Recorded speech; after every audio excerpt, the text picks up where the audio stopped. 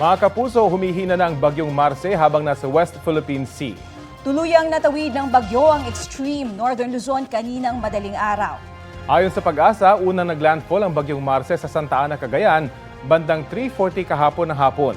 Ang ikalawang landfall na itala dakong alas 9 kagabi sa Sanchez Mira, Cagayan. Sa kabila niya, napanatili ng bagyo ang pagiging typhoon, taglay ang lakas ng hangin na aabot sa 150 kilometers per hour.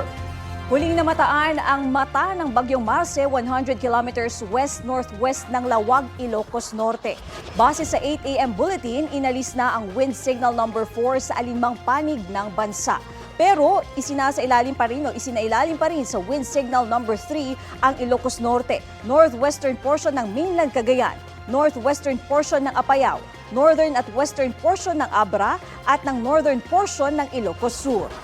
Signal number 2 naman sa western portion ng Babuyan Islands, northern at western portions ng mainland Cagayan, nalalabing bahagi ng Apayao at ng Abra, northern at western portions ng Kalinga at central portion ng Ilocos Sur.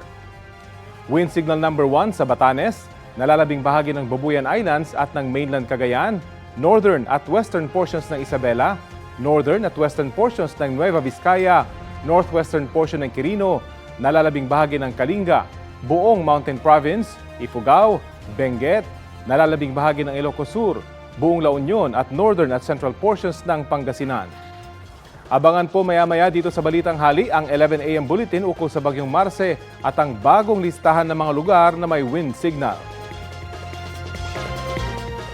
Mamayang hapon o gabi, inaasahang nasa labas na ng Philippine Area of Responsibility ang bagyo. Sa kabila niya, nananatili ang babala sa ulan at hangin na bitbit ng bagyong Marce. Asahan sa mga susunod na oras ang heavy to intense rains o malalakas hanggang matitinding ulan sa Ilocos provinces, habang moderate to heavy rains o katamtaman hanggang malakas na ulan ang mararanasan sa La Union, Kalinga, Apayao at Abra. Pinaalerto ang mga residente mula sa banta ng baha o landslide. May banta pa rin ng lagpas 3 metrong taas ng daluyong o storm surge sa ilang coastal areas ng Ilocos Norte, habang 2.1 hanggang 3 meters naman sa Cagayan, Ilocos Sur at La Union. Maalon at delikado sa mga sasakyang pandagat ang pumalaot sa mga baybaying sakop ng Ilocos Region, Batanes at Cagayan kasama ng Babuyan Islands. Habang palabas na ng PAR ang bagyong Marce, may panibagong LPA na binabantayan sa Pacific Ocean.